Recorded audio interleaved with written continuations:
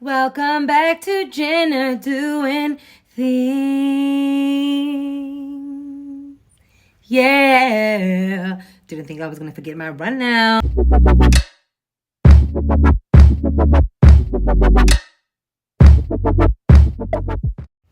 Oh my god, I'm sorry if I look orange. This filter is so weird. Like, it's the only one that I know that like doesn't change my features, but it's giving very orange today, and I'm sorry. So today we are recapping live from New York, episode 3, The Kardashians. Kim K is finally on SNL, and we've been building for 2 episodes, and now we finally get to see it. I just want to start off by saying that I'm loving the continuity in the episodes. Like, they really start off where the previous episode ended off. And here we have Chloe and Chris in the car on their way to SNL to go join and support Kim. When Chloe and Chris arrive at SNL, they get roped into doing the show, and obviously, like, who would say no to being on one of the most iconic, live TV shows? And so they're both doing glam and getting ready, and Chris talks to Kimberly about, I just called her Kimberly. She talks to Kim about the news from Travis and like saying, Kim, you know about this. I don't know how you've kept it a secret. And Kim has been helping Travis like plan the proposal. And Chris talks about Travis coming to ask her for Courtney's hand in marriage. And it's a very like endearing moment. She talks about Travis also visiting their father's grave, Robert Kardashian. And everyone just cries. And like, I just notice that Mario is such a crier, but it's a very cute moment, but no one's trying to cry. Like, they're crying, but on the inside, like winners. So they have a dinner, everyone but Kim, everyone who's coming to support Kim at the show. We have like her best friend since forever, Allison, Simon, and the food god is there. If you don't know who food god is, it's Jonathan, the bestie. We have Corey, I think, Shelly's there, the family friend. Why do I not see Cece? Like, why did I think it was her? But it's Shelly. I don't think I've ever seen Shelly. Shelly is Chris's friend forever. And also Scott is there, and he looks so good. Like, I'm sorry, like, he's giving me the Lord Disick vibes that he was giving me in earlier seasons. Like, he just looks chef's kiss. Chloe asks if Scott is going to be part of the show, and that took me by surprise. I was like, when did they ever discuss this? They only spoke about the sisters and Chris being a part of it, but since Courtney is not there, Scott's supporting, and I guess the SNL team wants him part of the show, and they ran a joke by him, something to the extent of Courtney, the person who will play Courtney, asks him, why do you only date younger girls? And then he says, because like, I want their ages to add up to yours or something like that. And he obviously didn't like the joke. He ran it by Courtney as on. They both agreed, like, just not to do it. And he says, like, if he was married to Courtney, like, he would make fun of her always. But since they are separated, like, he wants to keep it respectful, which I think it's best. Like, that's what you want co-parents to do. Like, even though we're not together, like, let's have some mutual respect over here. But would it have been funny? What do you guys think? Another storyline in this episode that is introduced during this dinner is Chris's history in New York. She brings up the fact that she used to live there. She shared an apartment with a couple other flight attendants. And she wants to take Chloe to this apartment block that she used to live in. And I relate so much to Chloe here. Because Chloe says out of all of her siblings, she's always the one that has to hear like all these stories about her mom's like young life. And she's like, you have such a good life. Just focus and like on the now. Live in the moment and enjoy what you have now.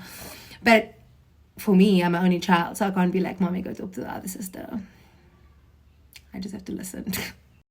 So I think what is the next day is Chris and Chloe just waiting around at SNL, and they're talking again about like Chris's life in New York, and Chloe's like, sorry mom, I'm just looking for fucks to give, and I'm gonna remember that line.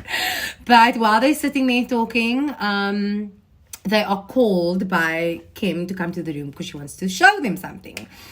And long story short, it was like so emotional. Like, it's so conflicting for me to see how sweet Kanye is. Like, I know that is the nature of what the relationship was. But this is still, like, I have to remind myself that this is still in the era of best divorce ever.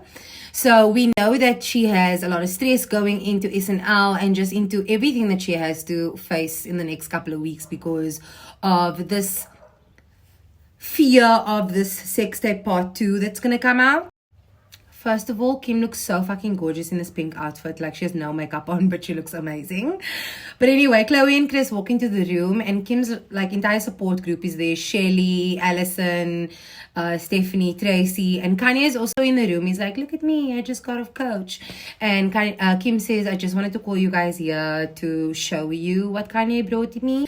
And she opens up the suitcase, and it's the entire computer and hard drive where the rest of the sex tape was allegedly on.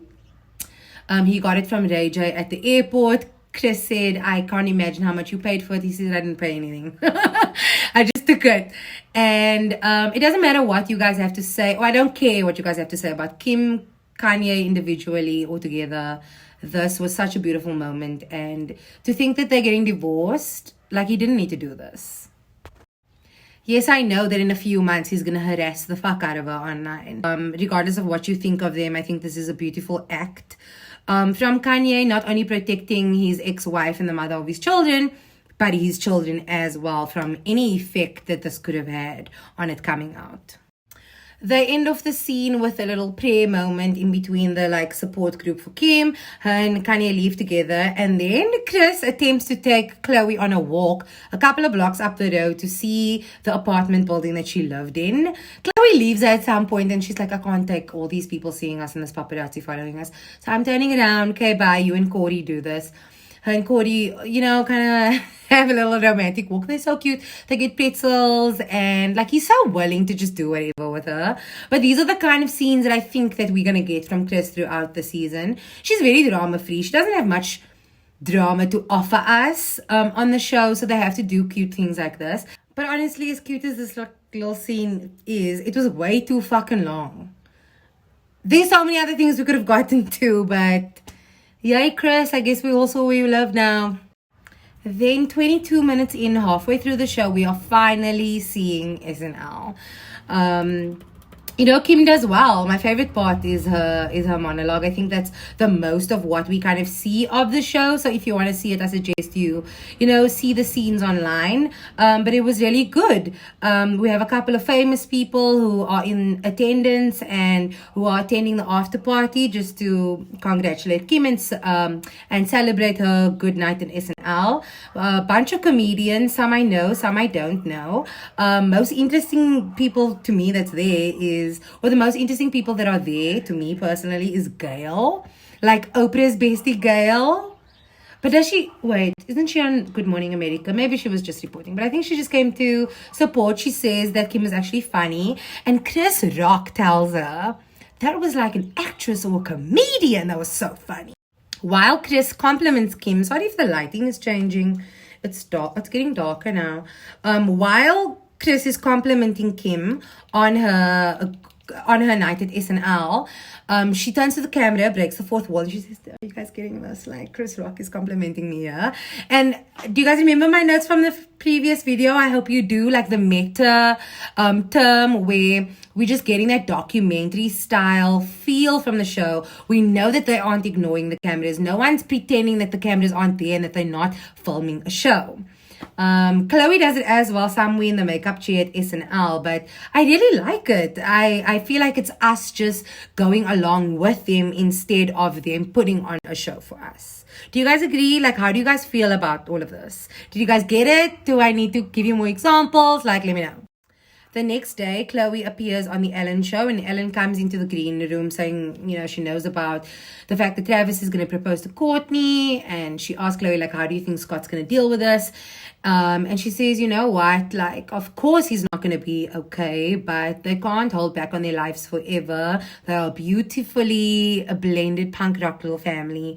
And I think this is all just foreshadowing. We've seen in the trailers for the show and for the season that everyone's worried about Scott and how he's going to take this thing. People are even fighting with Courtney about protecting Scott's feelings. And How do you guys feel? And what do you guys think about that? Because on the one hand, I'm like love Scott and I also feel for him, but you snooze, you lose. And he had so many years to get it together that I feel like I understand when Courtney gets upset with her family for choosing or for caring about Scott's feelings more than ours. Honestly, there is so much build up to this fucking engagement that I'm just so upset that it didn't happen on this episode, man. Like, honestly, the last 10 minutes of the show is just build up and giving context to the engagement. They have a conversation, Chris and Chloe have a conversation with Travis about that the 17th, the anniversary date, the Sunday that he's wanting to propose, it might not work because they have a egg retrieval process that they want to do because they are trying to have a baby, but eventually it turns out that that gets rescheduled to the Tuesday, so they can still do it, and that it's meant to happen that Sunday. Corey and Chris also talk about it and talk to Travis, and he sends like his whole proposal speech to Chris, and she's crying, and I'm crying.